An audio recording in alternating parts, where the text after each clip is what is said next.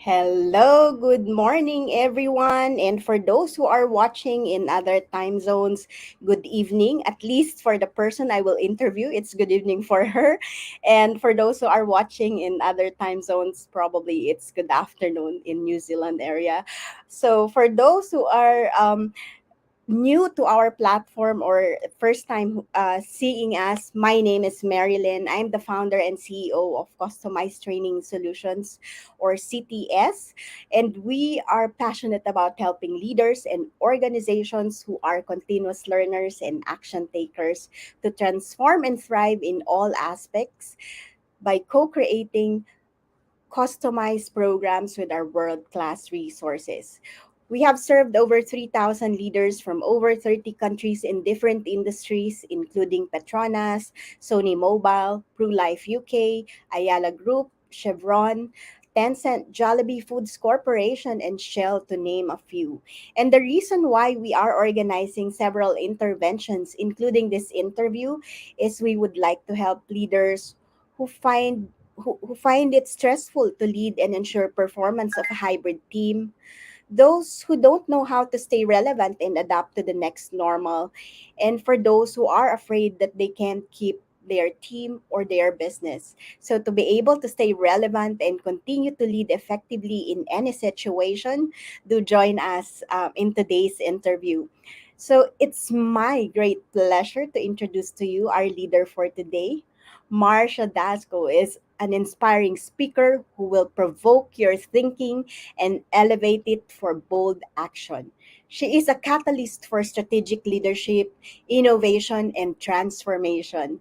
She helps leaders challenge their thinking to realize results never before achieved. For more than 25 years, she has passionately been guiding strategic innovation and transformation in Fortune 500 corporations and private startups, school districts, government agencies, and nonprofits. Marcia has taught graduate management and marketing classes at 6 universities across US, and she is the best-selling author of Pivot, Disrupt, Transform, How Leaders Beat the Odds and Survive, and a co author as well of Turning Ideas into Impact, Insights from 16 Silicon Valley Consultants. And she was invited to write a chapter about leadership in the book Organizational Project Management. So I'm sure you're getting excited with this kind of experience and introduction. So without so much further ado, I'd like to invite Marcia. Hi, Marcia. Hi, thank you for having me. I'm looking forward to engaging. Yes, and thank you so much, first of all, for your time. And we're so excited to hear and learn from you. So, before we start, I just wanted to share with our audience how I get to meet you. So, basically, Marsha and I were connected in LinkedIn. She's based out of US, and I'm here in Singapore. And because of technology, we are leveraging on this, and we had this opportunity to be together today and hopefully to inspire our audience on this day based on the like whatever Marsha will share with us today. And this is also an invitation for everyone to join us in this conversation. Please feel free to put in your comments, or if you have any questions for Marsha, I'm sure she will be gladly assist us or answer those questions. So do join us in this conversation. And I mean, the purpose is for us to be able to inspire, motivate, and educate people who's watching this, or leaders who are watching this, right? So might as well join us in this conversation. So without so much further ado, I'd like to start by asking you, or by finding out um, your leadership experiences, if you have like influencers that you'd like to make mention, or perhaps the leadership, if you have a favorite leadership style that brought you where you are today, please do share with us. Okay. So many ideas were popping in my head while you were saying those things. So I was thinking about that today too, is about leadership style and where I came from and how I evolved and emerged to today and where I'm going to the future, because that is even more important to me. Mhm. So, short story, I was excruciatingly shy. No, the Yeah. people who know me and my clients can't believe me. They think I'm joking. They say, "No way." But I was so shy through school, through my first jobs until I was in my 30s, actually. So, Wow. yeah, I was very comfortable reading, writing. My degrees were in um, English and marketing, written communications, basically mass communication. So I could easily be in the background, even though I was in marketing and I was putting on trade shows and events and so many different things. That was my strength, was behind the scenes and so forth. I was writing the presidents and CEOs speeches, but I would never think about giving a speech. um, even in meeting rooms, I did not speak up.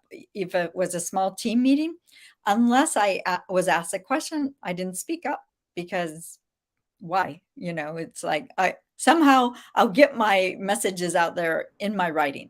So anyway, so that emerged into and I love journalism, that background there, and corporate communications. And then I was hired by I've worked for huge corporations and small companies, privately owned, and I was hired by Dr. Perry Gluckman, who ran a small boutique Mhm. consulting firm in Silicon Valley, where I live. And he, over the next, well, couple months, I was doing the marketing. He said, "I want you to do business development." I said, "What am I selling?" And he sent me off to Dr. Deming's 4-day seminar. And Dr. Deming was the American who was invited by General MacArthur after World War II to go to Japan, and he helped Japan become a global competitor. Then he Mhm. came back to the US and worked with the CEOs of Ford and General Motors to help save our auto industry. And then he started giving 4-day seminars to um, the public. The rooms would be full of 1,000, 2,000 people attending, senior executives from across the board, whether it was corporate or education or healthcare or nonprofits or military government agencies, across all sectors. Dr. Deming would teach his um, theoretical foundation of management, which is what he had taught the Japanese to help them become a global competitor. So long story short, met Dr. Deming. He and Perry were good friends, and they both started mentoring me. Dr. Deming said, "I want you to come to as many seminars as you can." So I attended 20 of his 4-day seminars. Wow. And that is how I began my deep learning journey. And Perry also, we would have conversations 3, 4 hours at a time to talk about the philosophy of management, as well as we were working with clients. We had HP and so on, Dow Chemical, Pepsi as clients. And so I learned not only intellectually what the philosophy was, but how to apply it, how companies used it to transform their thinking, how leadership um, uh, transformed and then help their organizations improve and innovate and create healthy workplaces. So then they achieved results never before imagined. And that is the definition of transformation, going from a shift in mindset and going through those pivots to be able to um, achieve what they never had thought about before. Like one of my clients, the owner said, Marcia, I'm at $30 million with the business. I want to take it to 35 or 40 million, but I've got all these problems. Can you help? And long story short, we worked on transforming the business, and they went from 30 to 300 million. Wow. Other companies, they are near bankruptcy when they call me in, and I have to quickly um, stop the bleeding and then turn them around and then help them scale. So those are challenging. Transformation is hard, but it is very possible when the leaders commit to new learning, because it's learning they haven't had in the past. And I would say probably at least 80-90% of executives, in the world don't have this knowledge. And that's why I wrote my book, Pivot, Disrupt, Transform, because I wanted to put that basic knowledge in one place, and I use it with boards of directors, executive teams. They often buy it for all of their employees, and I also use it with my MBA students when I'm teaching, because it's a foundation, and from there they can go far. So I guess there are about 10, 11 different kinds of leadership styles. And I would hope that mine is transformational, so that mine is about continually learning, continually questioning, and taking all of these assumptions and beliefs and quote unquote best practices and management fads that we have in our organizations and challenging them, really asking the tough questions. Why do we do this? If we have this purpose and it's to provide amazing products and services to our customers, what are the things that get in the way? Are we really giving them a phenomenal customer experience, that wowing the customer?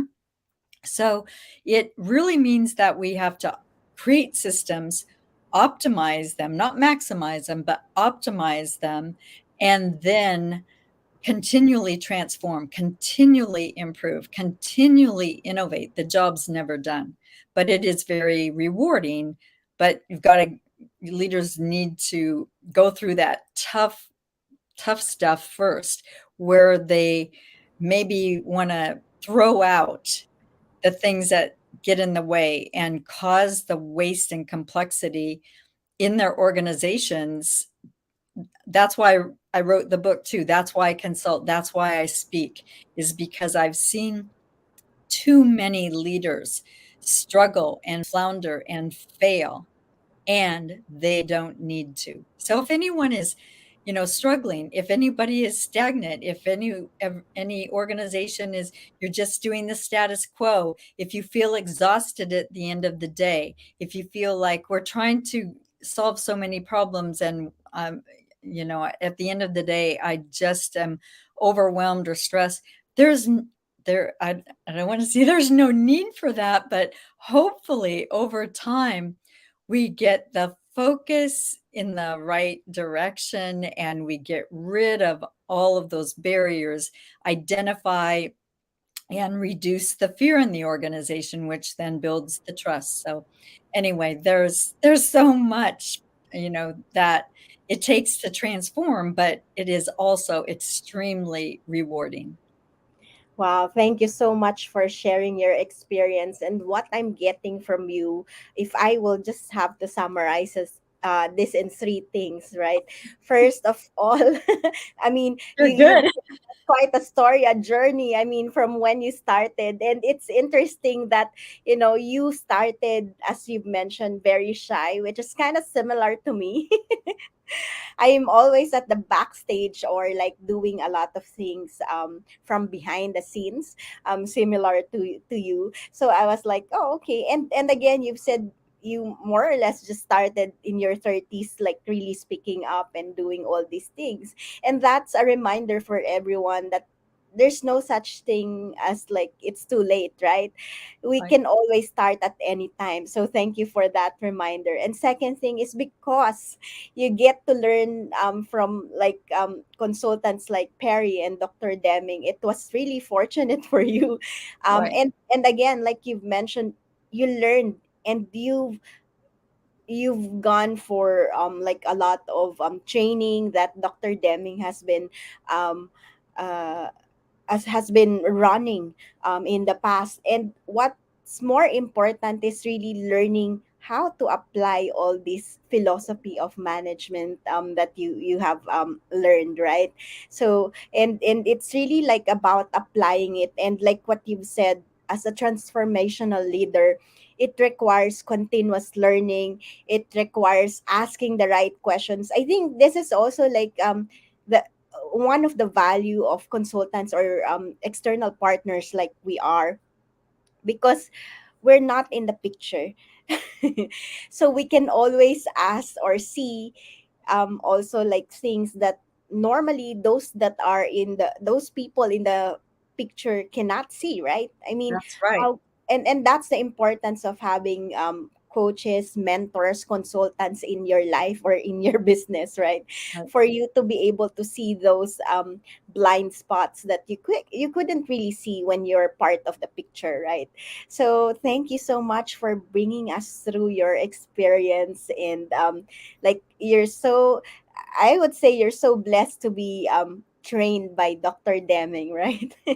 I was definitely, in the right place at the right time with Perry and Dr. Deming, because I think basically Perry pulled the natural leadership out of me, and I probably did it kicking and screaming.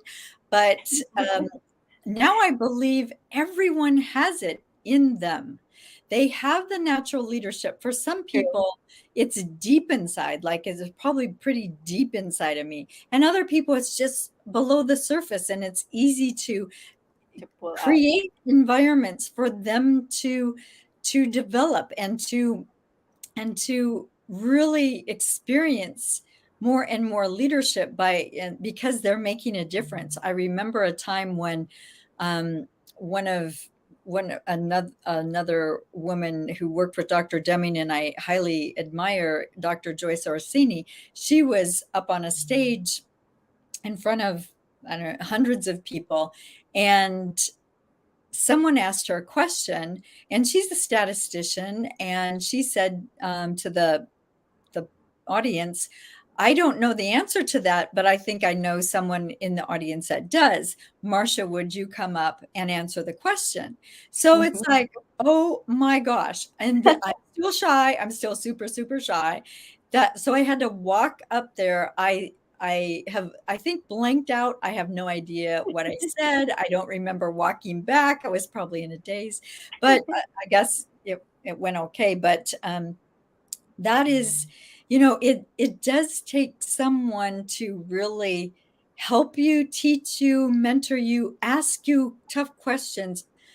Not you don't think that they're tough at the time, but they make you think. And that's what Perry and Dr. Deming did, with me, and that's what we did with our clients. And what I do, today, is to make sure that I'm asking questions. And some of Yes. them have said to me, I was out at a management retreat one time, and the president said, on the first day, he said, Marcia, it doesn't bother me that we don't know the answers to your questions, because we're pretty smart and we can figure them out. What bothers me is I've been leading this company for about 30 years, and I've Wow. never thought of those questions. So it Yes. was all new to them, that they had to think differently to answer my questions. Exactly. Again, that goes back to how important it is to engage coaches, mentors, and consultants, or like external partners. to again, not only to point out or to see the blind spot, but also to get those questions that you wouldn't normally ask yourself, right? And before I proceed to the next question, I'd like to acknowledge William for sending us a heart. Thank you for the love, and also John Pastor for the like. I'm seeing comment here. Oh, okay. We also have a live audience from LinkedIn. Ashok, leadership capability building is a critical aspect of organizational management. We couldn't agree more on that, Ashok. Thank you for sharing that with us. And so that leads me to my next question. I mean, you've shared with us, I've summarized my key takeaway, and we're only in the first question. And so the next question is, what is leadership for you based on the experience that you had? So, yeah, I talk about it, all day long. Leading is a process that continually has to be improved. So, it is, to me, for me, creating an environment where people can contribute and find joy in learning and in work and in life, collaborating together, improving together. um, that is where the power is. So that's why too, when just a couple weeks ago I was speaking to 500 executive women, and I had that opportunity in that short amount of time to ask them, um, how many of you think it's important to motivate your people or your peers or your teams? How many of you motivate others? And almost all the hands go up, and 500 people in the room. And I said, that is not your job. The role of leadership is to create the environment where people can contribute, where they are self-motivated, they are inspired. Your job is not to motivate them, because most likely you will demotivate them. So it's a different way to think. And that is how, when I'm engaging, whether it's a speech, an offsite meeting with you know clients, with teams, I am asking those questions, and they automatically think of the way we've always done it, the status quo. They don't stop and think. And there was another short example. I was at a management offsite, and I asked the team, um, how many employees do you have in the company? And they said, oh, around 500. And I said, okay, how many leaders do you have in the company? And they looked around the room, and they looked at me like, Marcia, you can count, you can see how many of us there are. And they said, oh, well, 17. We had an expanded leadership team that day. And I said, then why aren't you doing your job? And they looked at each other, they looked at me, and they said, what? I said, why aren't you doing your job? If you tell me that you have 500 employees and only 17 leaders, why aren't you doing your job? Your job is to develop all of the people in the company, develop their natural leadership. Because if you do that, what kind of competitive edge do you think that you will have with the competitor down the street who also has 500 employees, but they have 500 leaders? They've been developing their leadership, and you haven't. Which one is going to succeed? Definitely the one who will develop their team members to be leaders, Exactly. right? And many people and many leaders, many companies do not invest in their people, which I think is crazy. And they don't even invest in their own learning. And then, they wonder why people leave. Well, people care about, career advancement. They care about learning. True. Um, Exactly. And that's all about, I mean, staying relevant. Because, again, whatever leadership style you might have or you might be using, or that might be no longer relevant in the future, right? So it's really like, and the reason, that's also one of the reason why I'm actually having this kind of conversation. Is it meaningful, is it relevant, and is it timely, right? Because a lot of people don't really have this kind of conversation, and it's really important to have this, like, to always, like what you've said, to always review and see the continuous improvement, since what how you actually define leadership is a process, right? It's a process that has to continuously be improved. And again, important part of that is the learning piece, right?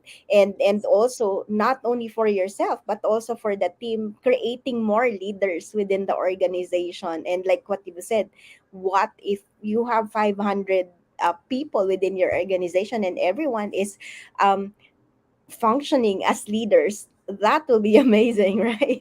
Yes, because they can support each other. And it was interesting too with that team. So I kept asking these questions that they were kind of caught off guard. And the next morning, we came together again and I Mhm. asked a question. I don't remember what it was, but the VP of sales immediately said, "Stop, don't answer her.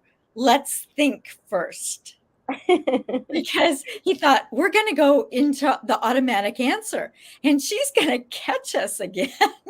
She's going to catch us off guard because we're not thinking like we should. Wow, thank you for sharing that story.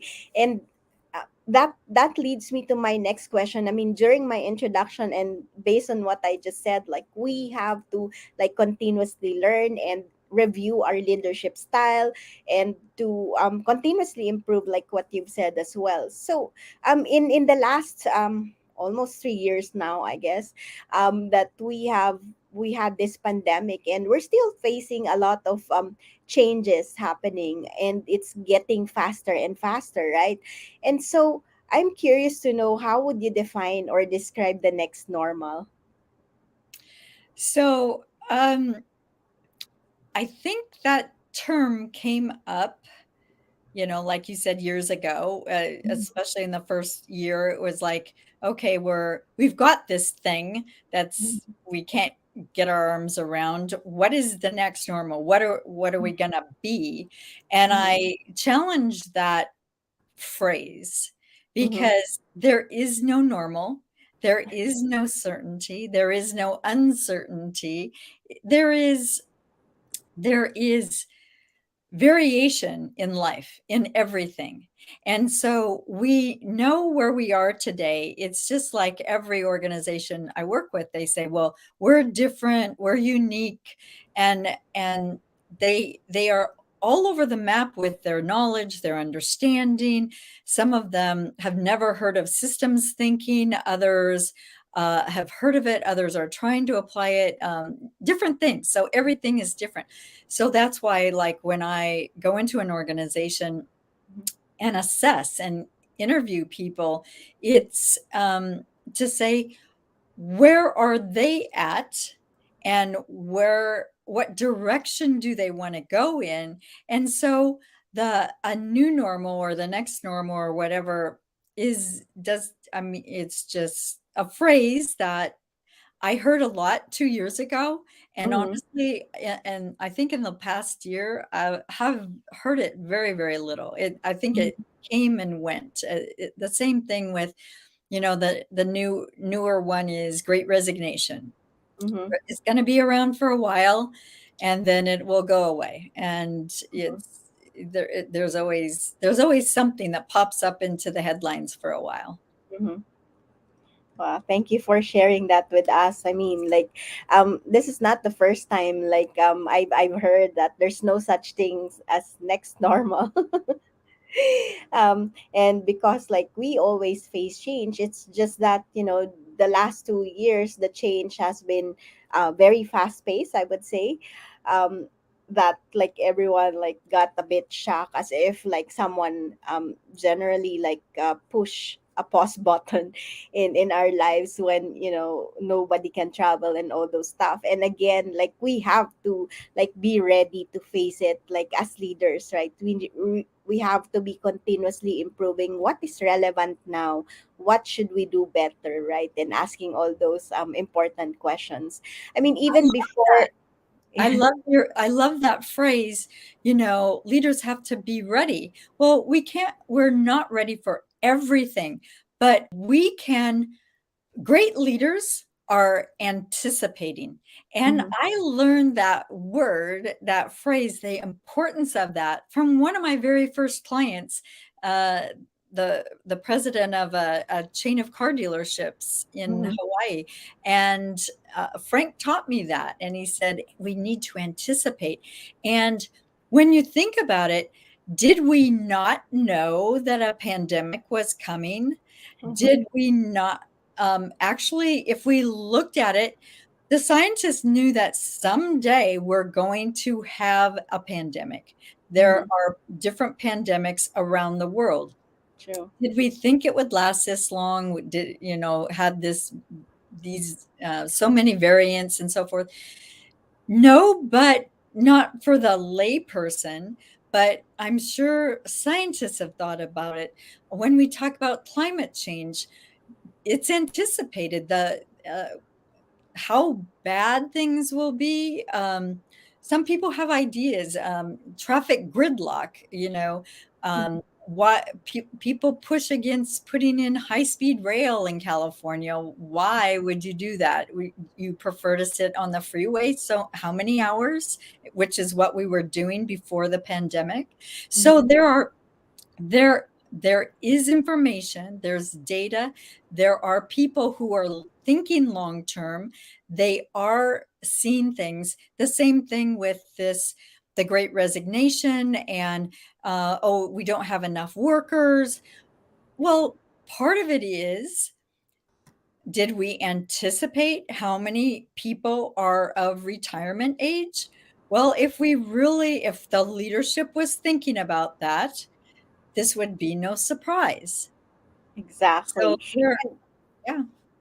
Yeah, and so that I have made mention around the next normal, which again is like what you've mentioned is like, you know, so like so 2 years ago, or is not even in existence, because, you know, we always face uncertainties and change. But from your experience as a corporate leader, as a consultant working with Fortune 500, what do you believe will be the top three problems that most leaders normally face?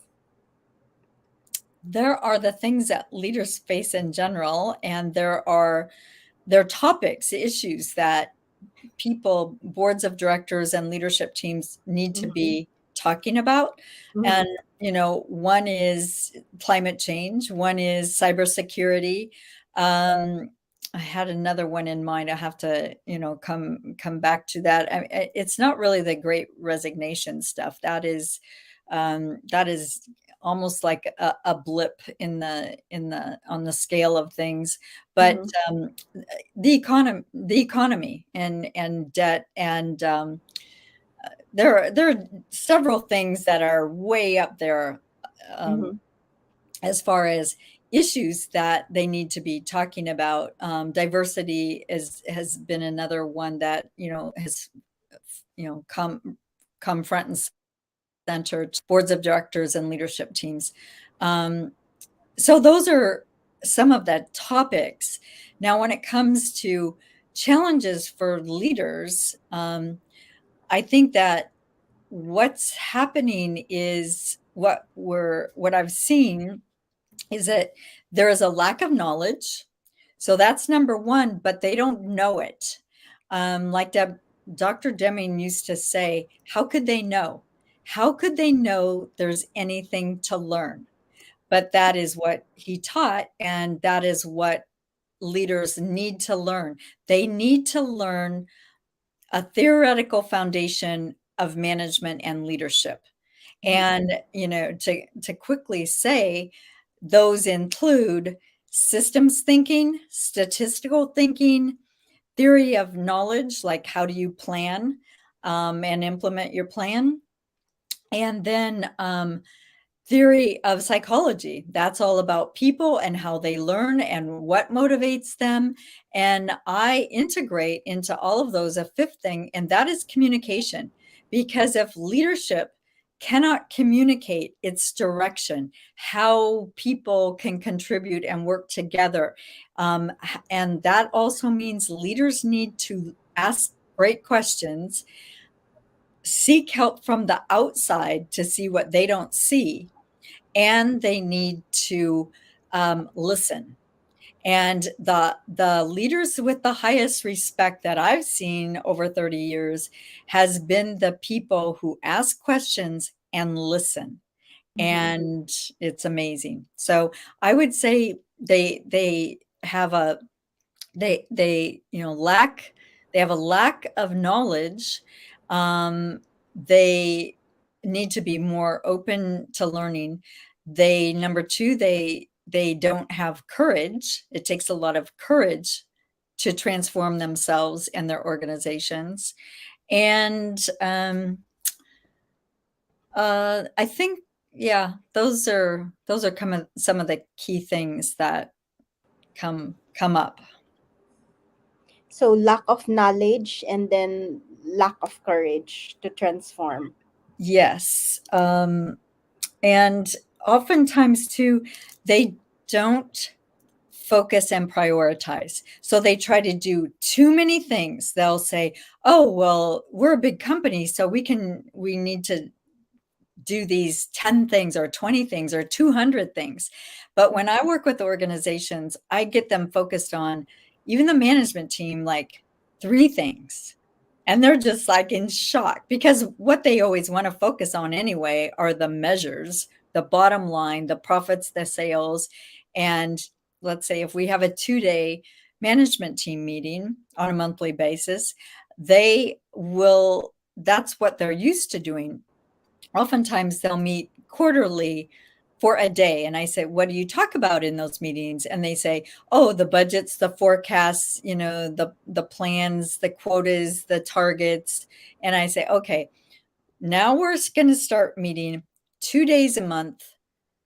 And the agenda will be focused on learning and strategies and planning and processes and systems and, creating a culture that is effective and healthy. And I'll give you 30 minutes on the end of day 2 to talk about any numbers you want to. And they first go into shock, but then, a few months later, when I offer to give them more time, or do you want to spend a day on numbers? No, that's not important. Because they've learned, if they focus and prioritize and talk about the system and all of the parts that need to work together to create the system that delivers to the customers, the natural outcome will be great Yeah. results. Wow, thank you for sharing that story. And again, to summarize, the top 3 problems that you've mentioned is lack of knowledge, don't have the courage to transform, whether it's for themselves or the organization, and the lack of focus and prioritization. So thank you for sharing that. And obviously, we will not leave our audience with those problems, although you have already shared some of the solutions out of that.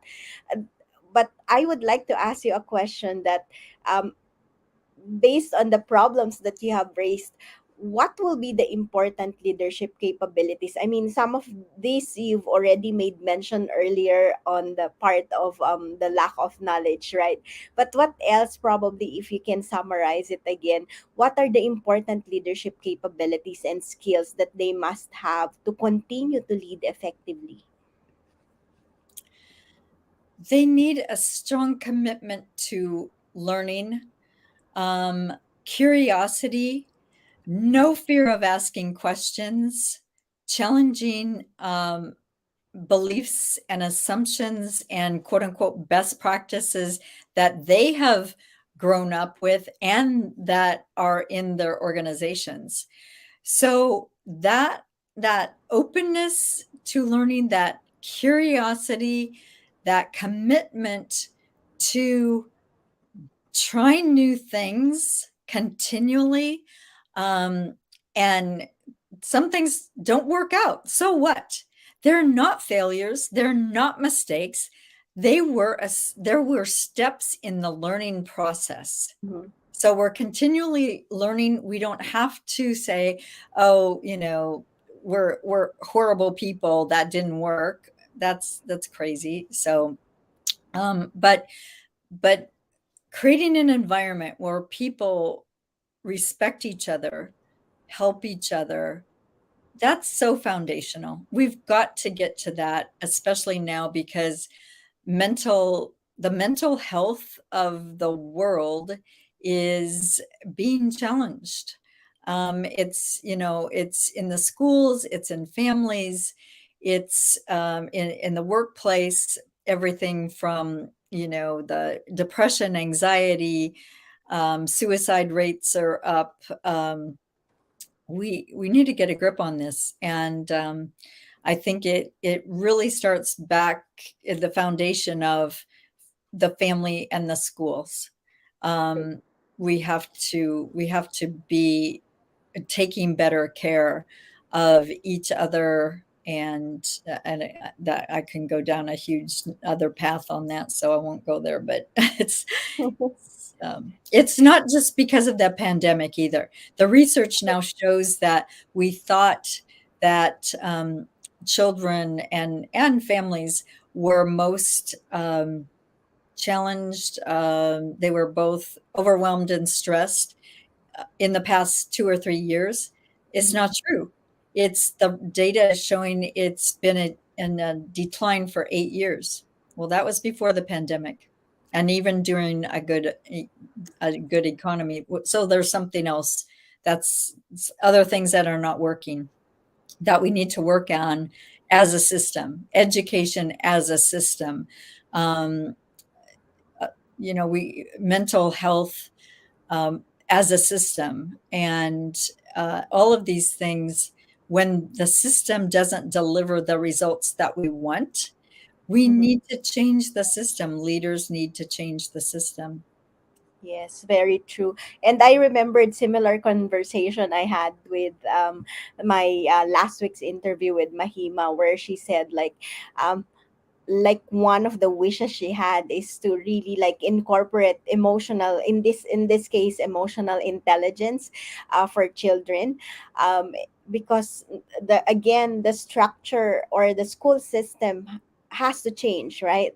Right. And it's also a silver lining during the COVID-19, at least, that we've realized like it's not a taboo.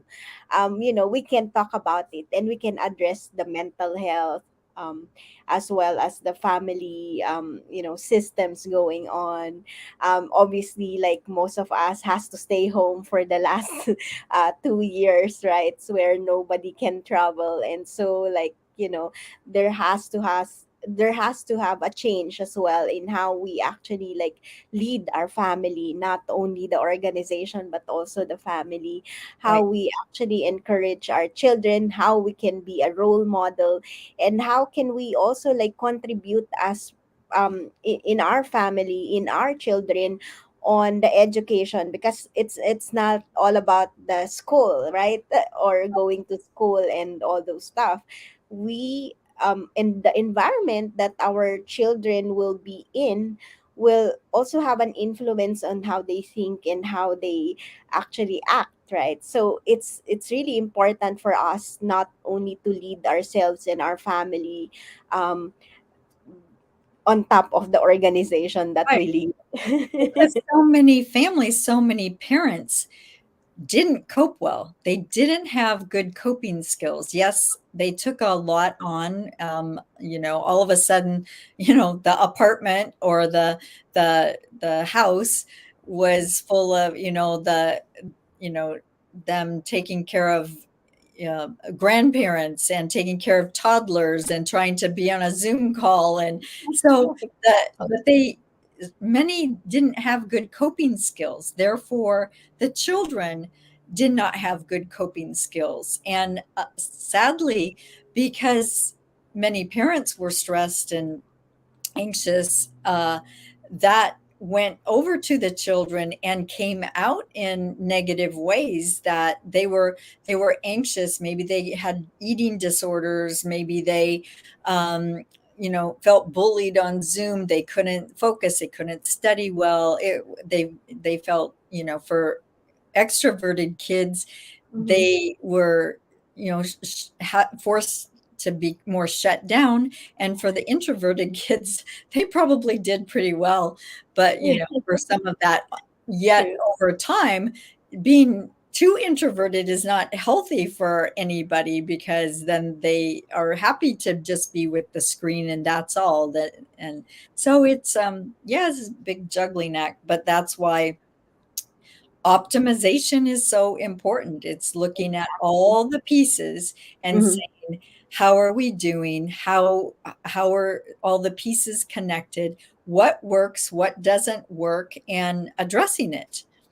Yes. And the, having said that, balance is really important, right? It's not just about the emotional, the mental, and the body, but it has to be integrated together.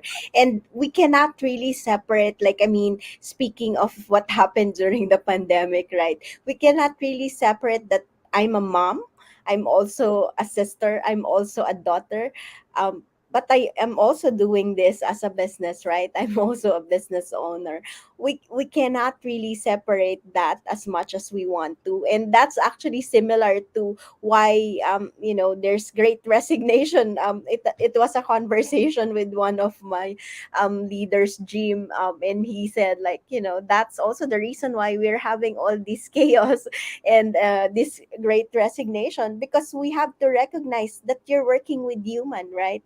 And you cannot separate that, like, oh, you're an accountant now, but she's still a mother.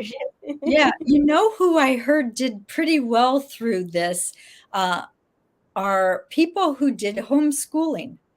They Mm, did they did pretty well because they were used to it, and they were limited, in some ways. They couldn't all get together with their friends that are also homeschooled, but or they couldn't go to their, band practice or whatever. But mhm. yeah, I think they did a little bit better because they were used to To learning at home. homeschooling. But yeah. Yes. True, true.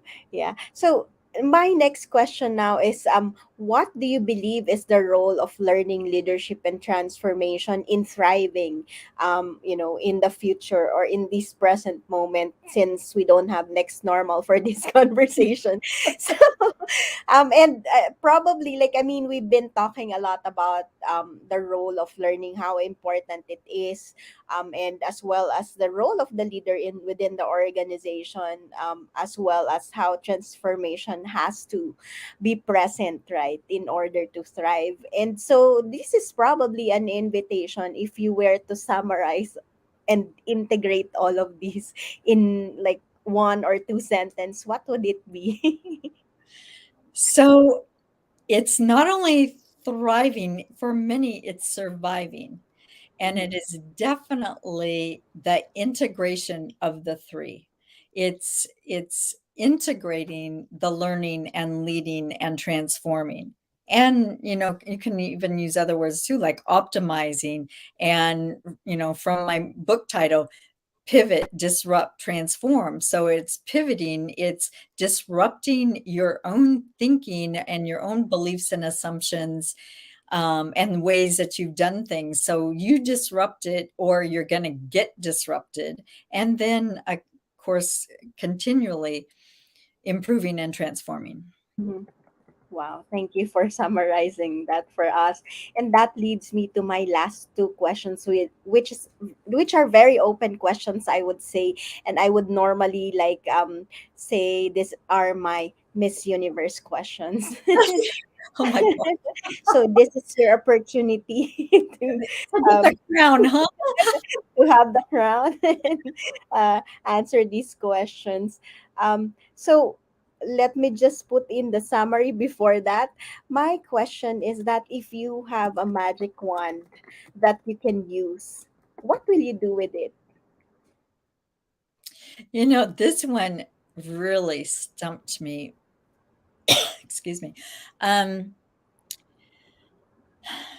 how do you say, you know, transformation of the world so that everyone can contribute and everyone is understanding, caring about, learning from each other. But it would be that we all transform together and we all learn and work together to make a really healthy world. And that's, world can be defined all over. It could be, from the physical, environmental, to the emotional, to the how is it that we have anyone in the world that's starving, that kind of thing. So we look at the whole and say, how can I help? How can I help? How can we help? How can we support each other? That, Exactly. I guess that's my magic wand. I had thought about it before, you know, but I thought, I don't know how I'm going to answer that. And then it's like when you ask the question, the picture like of the earth came into my mind. Mhm. And then I was thinking even the solar system and so forth, but we we each can make a difference, and we have to try to help in big ways.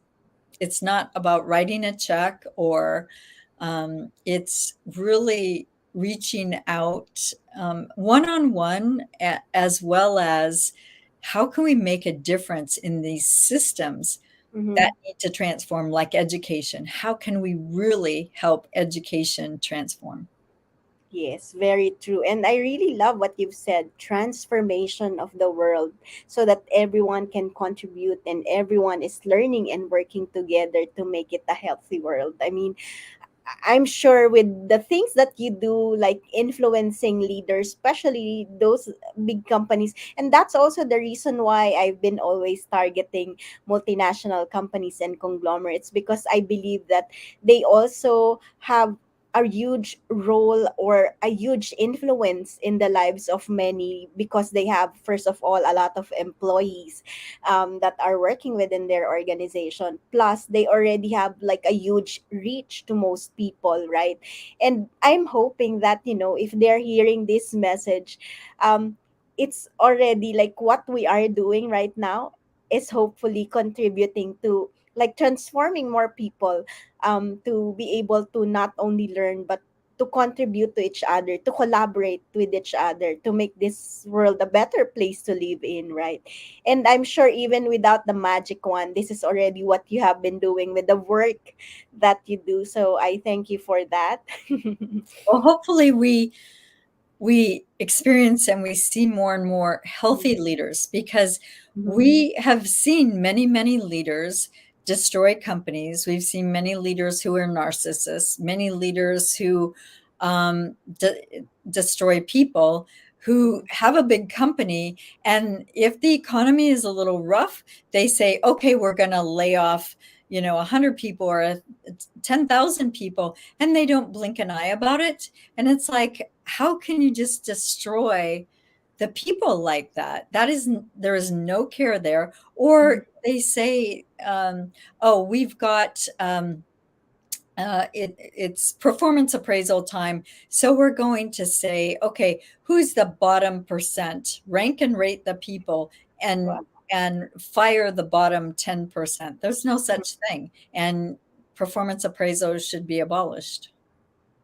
Yeah, true. Thank you for sharing that with us. And I also had similar conversation last time around that space on like who's not performing that well. But in reality, when we look at different if we see the balance in most organizations, sometimes some people, they might not be like performing as much as others, but they're actually playing a great role in the organization. I remember that conversation where they said like, actually this guy or this person, he's not, the super intelligent one or something, but he can actually like influence other people, or the good one, to inspire, to motivate that good person to actually create more good in the organization. So it's really like about seeing the balance, and again leveraging on the strengths of each other, of each and everyone in the organization, rather than, oh, this one is not good, or this one is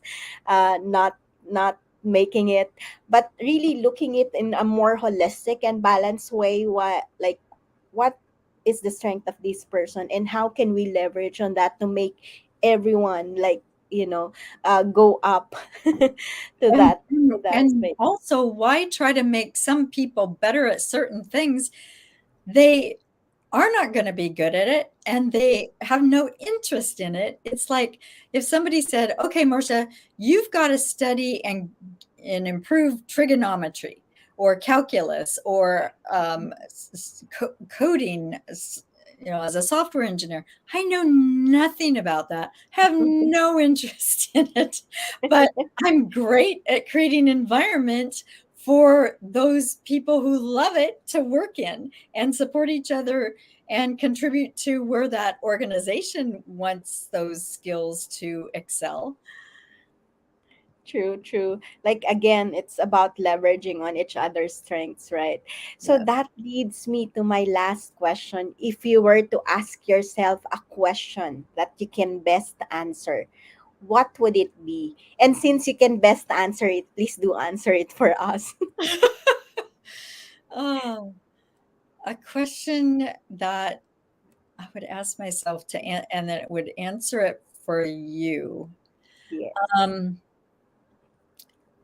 Marcia, can you help? How would you help us?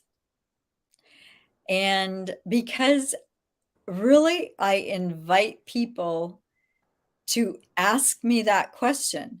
I actually write a weekly uh, news column in the Mm-hmm. Silicon Valley Business Journal, and it is called Ask Marcia. And so they can ask me anything about leadership, Mm-hmm. and I'll, try to answer, or at least ask them questions back to give them insights.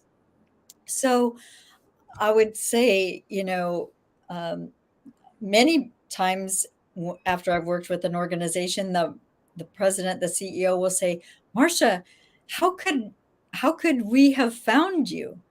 Because it was like by accident, or I happened to be in that room where you were the speaker, or you gave a workshop, and that's how I found out about you. But I want, people to really ask, Marcia, how can you help us? Because I'm sure that I have not yet gone into an organization and seen any less than 50 to 80% waste and complexity. So if leaders are curious, if they want to improve and scale and transform their organizations, they will be asking those questions and open to learning. Marcia, what can you see that we cannot see? And I'm sure that within weeks of having a conversation with them, or visiting their organization and having a conversation with the executive team and so forth, within weeks, they will start seeing what they couldn't see before. And they will start discovering what problems they've been trying to solve for 1 or 5 or even 10 years, that just kept popping up again. Mm-hmm. And then they discover we were trying to solve the wrong problem, or we were trying to put the band-aid on the wrong problem. And it's not, it's not about problem solving. Many people say, oh, we need to identify the need. We need to, figure out what problems to solve for our customers. It's much larger than that. It's much larger, and it's not about problem solving, because most of the time they try to solve the problem, but they're not even seeing the root causes, or they're so remote. They're not even looking at the right system to solve the problems that they have. So I would say, that's why I want people to ask, Marcia, how can you help? What do we need to learn? What do we need to learn that we don't know? Wow, thank you so much for sharing that question. I really appreciate that. And yeah, I mean that's for everyone, an invitation for everyone to ask Marcia a question. I mean, she will be tagged in this, so even if you're watching on a replay, do share with us like what question you might have for Marcia. And with that, I really appreciate this is has been a really motivating and probably a very disruptive conversation, right? I mean, at least in a positive Hopefully. way of disruption, right? Hope- We're disrupting like the way most people do think through this conversation. So thank you so much, Marcia, for your time. And for those who are watching us live, thank you so much. And for those who will be able to join us on a replay, again, it's an invitation for you to like post in your question or your takeaway from this conversation. And do join us again in this journey to create more opportunities for us to make this world a better place to live in, right? Because we can. Right. And People are welcome when they ask their questions. They can reach me through LinkedIn. mhm, That's one of the best ways, through the messaging, or email, or go to even Amazon, where they can, see the book, or my find it. website. Yeah, My website is full of resources, so they true. can maybe answer some of their questions by reading the resources in the on the website. Thank you. Thank you for sharing that. Do you have any other message before we end this conversation or this interview, Marcia? I would say, think about, um, how you will take your next step of learning. That's one thing, because everyone has to do one thing. you know um do List three things. Okay, today I'm going to do this, tomorrow I'm going to do this week I'm going to do these three things or five things, and I'm going to get them accomplished. Like, I would say, I would encourage everyone to read the book The Goal. That is number one. That is the first book that I share with everyone, and over 6 million copies have been sold. And it is a great read, and the surprise is it's fiction. It's fiction, but it's powerful. Yes, thank you for sharing that book with us. Again, that's the goal The Goal that by you Dr. must read. Goldrat. Yeah, thank you for sharing that with us. So again, I really appreciate your time, your insights. It's very motivating and disruptive at the same time. Like you gave us that balance. And Good. so I thank you for that. And just a reminder for everyone to remember always that even the richest investors in the world would say that investing in yourself is the best investment you can ever make in your life. So with that, we would like to leave everyone with this quote from Dolly Parton, that if your actions create a legacy that inspires everyone or others to dream more, learn more, do more, and become more, then you are an excellent leader. Thank you so much, Marsha. Thank you, Thank everyone. you very much. Thank you, everyone, for listening and making a difference. Yeah, and thank you, RK, for joining us. Um, and yes, thank you, and bye for now, everyone, and have a good day.